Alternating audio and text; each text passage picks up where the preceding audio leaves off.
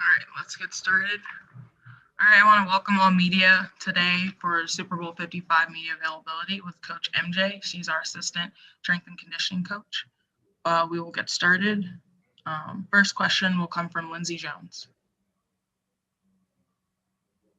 Okay, this is our first one, so we're figuring out how this platform works. Hi, MJ. I hope you're doing well. I was hoping you could maybe kind of talk us through the couple of seasons that you and Coach Locust have had together in Tampa, and maybe what, we've talked to Coach Arians a lot about kind of his commitment to diversity, but what does that actually mean in practice for your hiring process, and then what it's been like actually on the ground working? Sure. Hey, Lindsay, nice speaking with you.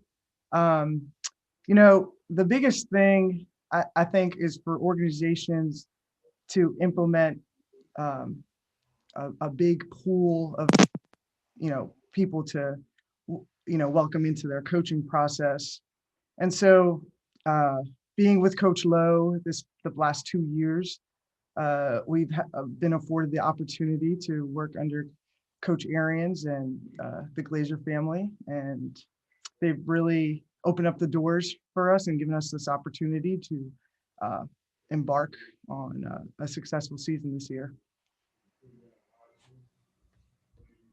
Next, we'll go to Nate Davis. Hey, Coach. I heard that you've got I've seen previous interviews that you've got a PT background, and that you were partially hired because you bring a different approach that supplements maybe your basic strength and conditioning program. Can you give us examples of things you brought to the Bucs that maybe were a different way of thinking, and maybe just things that the players have really responded to? Yeah, sure, Nate. So, all of our coaches, we have 5 strength and conditioning coaches, and we each bring something different to the table.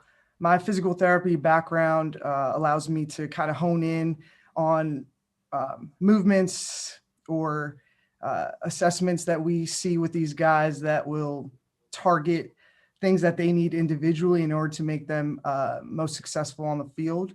And that's our primary goal, is how do we get this player to excel at their craft.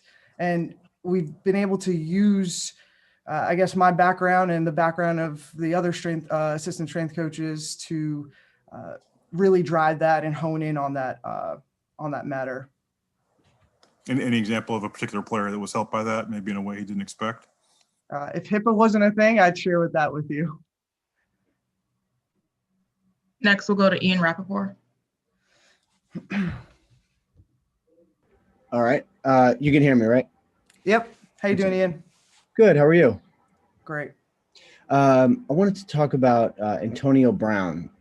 Posted on his social media that he is running on an anti-gravity treadmill, which was to me a little surprising that he's sort of still doing that. I was wondering if you could kind of discuss where he's at with his knee and his preparation for this Sunday. So that's a good question for the training staff. I'm not in the training room.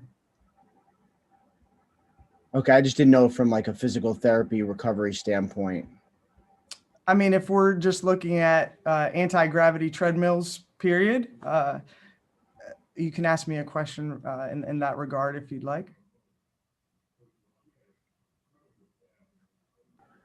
Yeah, I mean, this actually does, while I have you, might as well. This actually does come up a lot. Is this doesn't have to be AB specific, but is this a regular part of training and getting guys ready, or is this something that is just recovery? No, so it's a good progression for someone who hasn't been running or wants to decrease load on their joints. And the anti-gravity treadmill allows you to kind of gauge how much percentage of body weight is being applied at that particular session. So you could go anywhere from 20 or 30% of your body weight to 80% of your body weight, depending on where that person's at, to decrease amount of stress on the joint. And so it's a good progression to go from, let's say 80% to 60% and then onto the field, so that they're still getting their cardio and still maintaining their level of cardio before they have to go back. If Next, that we'll answers go your question, Ian. Next, we'll go to Mari Fayel. Hey, MJ, I was curious what Sunday night was like for you. I mean, who, like, right after the win, who was the first person that maybe you just had a moment with? And obviously coming back from the airport and seeing all the fans waiting outside for you all at the gates, and obviously all the cars going through with coaches and players and staff. Just what was that night like for you, if you can describe that for me? It was amazing. So the first person I went up to was Anthony Paroli, our head strength coach. Him and the rest of our staff, we've been, preparing for this moment. And I believe that, any team is preparing to, win each game and then follow through with their championship, their conference championship, and then eventually the Super Bowl. So I really took my time to kind of look around and embrace that moment. I was really proud of our men for that performing the way they were performing that night, and that win was great on all ends. And then when it came, I imagine that it was hard for it to kind of set in that moment, but when did it finally hit you that you're like, we're going to the Super Bowl? Like, this is actually happening? Sure. Probably 2 or 3 days after. I do drive by the stadium every single day to come into work, but it didn't click until a couple of days after. And we're not going to be happy to just be there. We want to win this game, win this.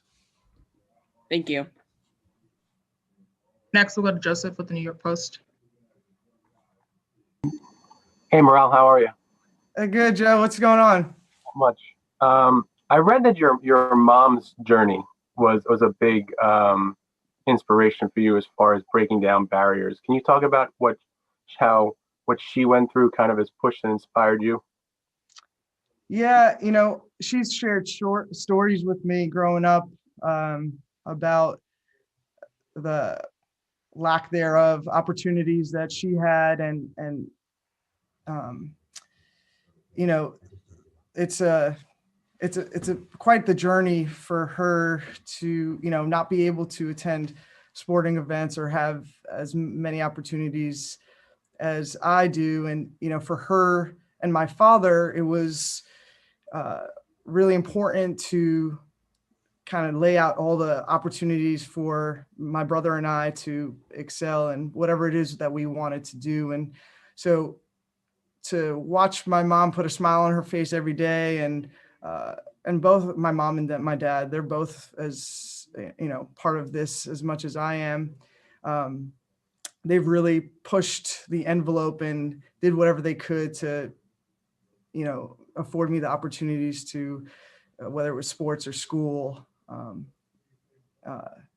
kind of, embrace each of those journeys. So, watching my mom, and, she always had a smile on her face, but I know she was grinding like hell. Next, we'll go to Jose Rodriguez. Thank you. Yeah, Coach, on that same line, I just wanted to ask you, what does this mean for you to represent this team in such a big stage, and not only the team, but yourself with your story as an immigrant story from your family, to be at the Super Bowl and be an example for so many people in the country and overall around the globe. Thank you. Thanks, Jose.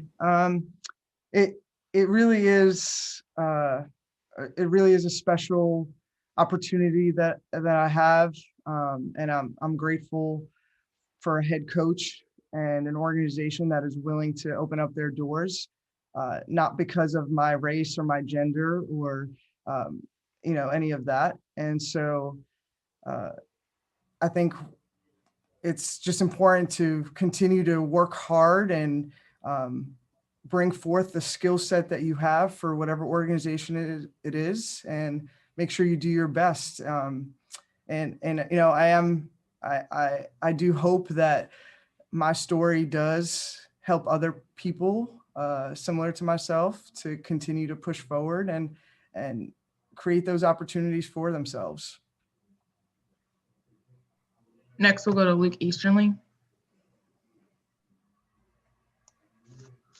Hey, Coach. In any year, obviously, it's extremely difficult to get all the way to the point where you guys have, and now with the chance to play in the Super Bowl. But obviously, in this season, so many different challenges about the way you guys have to go about your jobs on a daily and weekly basis. If you could just reflect on that, what were those challenges? How much different was it? And how much, does it add to kind of that, oh my gosh, we pulled this off, to have to go through a season like you guys just did to get there? Sure. So we prepared like crazy starting in March with our virtual off-season workouts. And we knew in the back of our heads that we have to be the best prepared within our facilities, and just having the right plan and program in place so that in the case that things do change and protocols do change, which they did, it wouldn't be like we were going around with our heads cut off or anything like that. So I think we did a really good job.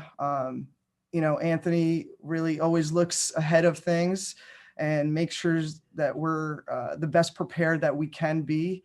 And so when those changes did come, when those COVID protocols changed, it wasn't that altering. And I don't feel like our athletes saw, or our players saw a big change because we were prepared.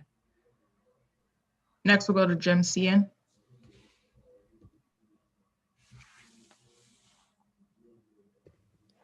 Hi, Maral. Can you hear me? Yes. Hey, Dan. Yes. I work in the Pace University Athletic Department. I have a two-part question for you. Sure. I guess my first would be kind of, how can you kind of put into perspective, being part of this, surge of women in the NFL, and, including Coach Locust and a few other coaches in the league, and also, Sarah Thomas, who'll be one of the refs of the Super Bowl. And secondly, of course, do you have any messages for your Pace women's basketball crew? Oh, for sure. So, I feel extremely blessed to have this opportunity. And I know that Coach Lowe, and I'm sure Sarah, feel the same way. I do look forward to the day that it's no longer newsworthy to be a woman working in the pros or making the Super Bowl, for that matter. I hope we get to a point where all people are afforded equal opportunities to work in professional sports, because there are a lot of great qualified coaches out there. Again, I've said it before, it doesn't matter your gender or your race, your ethnicity. So I'm proud to work for a head coach like Bruce Arians and be part of an organization like the Tampa Bay Buccaneers, where all of the characteristics of gender, race, equality, all that stuff doesn't matter. And they're looking to hire a qualified person. And for my Pace women's basketball team, I'm sorry they didn't get to play this season, but they're a big reason for why I'm here today. And Coach Carrie Seymour and Katrina Blow are a big reason for that. Next, we'll go to Brooke Pryor. Hey, MJ, you mentioned the idea that you look forward to the time when it's no longer newsworthy to have, a woman coaching and something like that. And it's kind of crazy. You aren't the first woman to coach in the Super Bowl, Right. second after Katie. What is your relationship like with the other female coaches in the league? And how do you guys support each other knowing that it is such a small group? I mean, do you have a group chat? How do you kind of lean on each other during all of this? Yeah. So to your point, Katie was the first first woman to be in the Super Bowl last year. And so I was excited, I was like, oh, Katie dealt with all that stuff already. We don't have to, but that's not the case, and that's okay. I don't necessarily have a big group chat, but I am friends with Sam Rappaport and Jennifer King, and obviously Lo, because we work together. But whenever my first time at the combine was last year, and I had the opportunity to meet all of them, and it was a symbiotic relationship, and it was smooth and effortless. But at the end of the day, they're still coaches for the opposing team, so I won't speak to them until after the season. And next, we'll go to Teresa Walker. With that, what got you to this point to be in the NFL? I mean, your PT background, et cetera. What was the pipeline that got you on the radar to be hired in this position? And was working in the NFL something that you'd ever thought of before you had that opportunity? Yeah. So, my name was being circulated through other professional sports, and in the NFL, it hasn't been, there aren't many PT strength coaches or strength coaches who are also PTs. And so it was a newer entity that I guess they were looking for. And I think it's definitely an area that is needed, and we see a difference here. Well, I'm sorry, what was your second part of your question?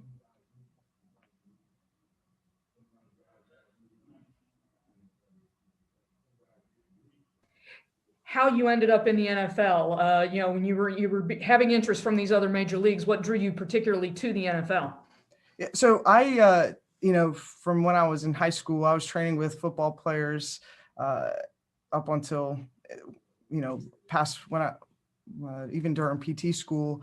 And so I've always enjoyed the grind and the dedication that these athletes had to, getting stronger and faster and putting in the work without being babies about it. And I've, basketball and football were both two of my top priorities. And, in sports in general, you never know when those opportunities are going to come. And I was fortunate enough that the Bucs had an opening. Next, we'll go to Chris Shield. Hi there, MJ. It's Chris here from the UK. Can you hear me? Yes. How you doing, Chris? Very good, thanks. I'm speaking to you from MTV UK, working with the NFL. So just in a nutshell, for the UK viewers, what is your background, as in what did you study to get where you are? And can you give any advice to young girls and boys, men and women who are wanting to get into coaching? Sure. So I have an undergraduate degree in biology and an emphasis on microbiology. And after I did my bio degree, I went into physical therapy school and got my doctorate of physical therapy. And within that whole process, I was shadowing strength coaches and training and doing education to separate myself from, others. And so, the message I have for folks who are looking to coach is continue to separate yourself from the majority and keep digging in deep and finding those organizations that are looking to hire someone with your background. Next, we'll go to Hannah Wilkes.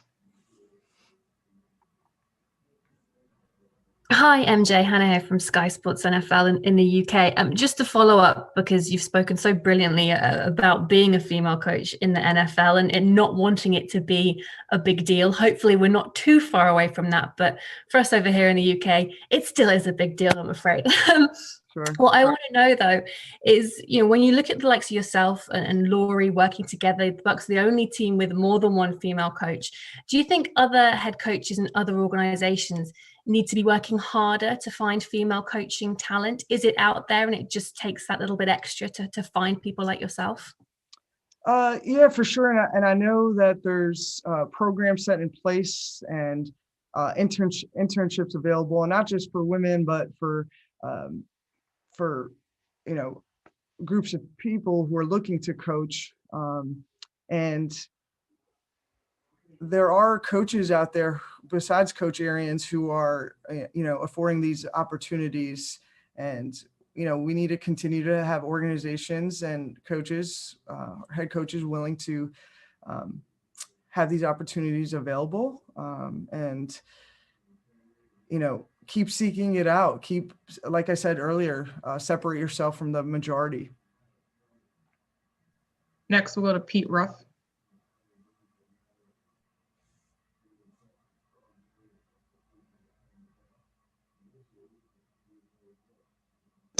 Can you hear me now? Hey, Pete. How you doing? Pete Ruff with News 12 Westchester. I kind of want to piggyback with Jim and go back to your college days. What did you take from playing basketball at Pace? Learn throughout the years. You obviously were very competitive. And how did you apply that as a professional now? And then the follow-up with that is, what does it mean to be part of a team that's playing in, its ultimate championship game? If you could, please. Sure. So, I had torn my ACL a year before I got to college. And for me, not playing wasn't in my journey or my path. And so I need to make sure that I did whatever I could to still earn that spot and that scholarship to play. And coming back from an injury is never easy, especially because, you're away from the game for a year. And so it even took me a year to get back. And that was a slow year, and you question yourself and still need to fight and push through. But outside of that, it was really both the mental, physical, and spiritual part of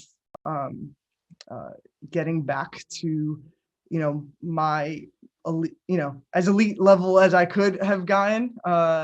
And we went to the NCAA tournament 3 out of my 4 years there. Winning is, in my DNA, and which leads to your next question. We're obviously very fortunate, and we've had a great season, but we're not done. We still have another game to go, and we're continuing to prepare for to win the Super Bowl. Next, we'll go to Grace Remington.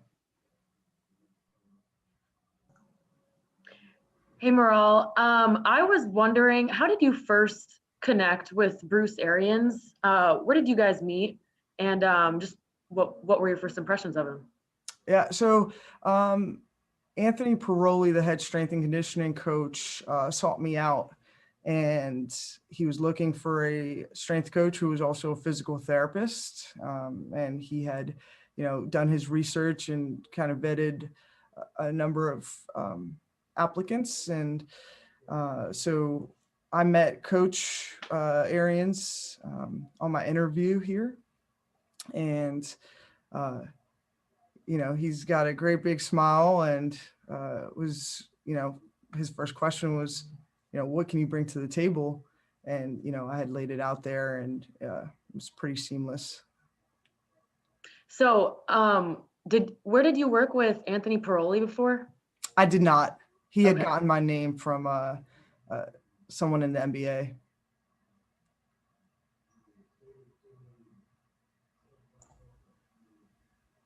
Hey, MJ, it's Carmen.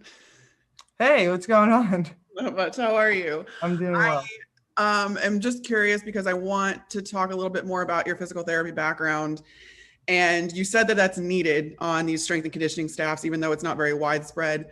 Can you give me an example of, what that brings as far as it comes, or as far as it goes to like a player rehab? I mean, we saw just incredible comebacks this year, Vita Vea being the latest and greatest. So what component specifically does PT add to their rehab, and how does it, benefit them more so than just the standard kind of strength and conditioning procedures?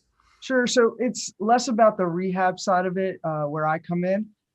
It's more about, hey, when training camp starts, let's do individual assessments on each player, kind of get an idea of how that player moves and how they work, and fine tune the intricate details.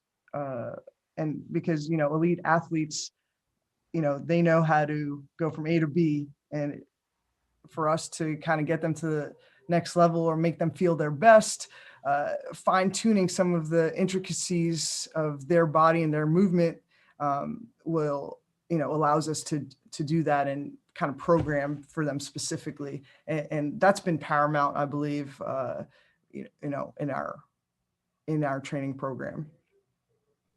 All right, that's all we have time for. Appreciate you taking the time, MJ. Thank you. Have a good day.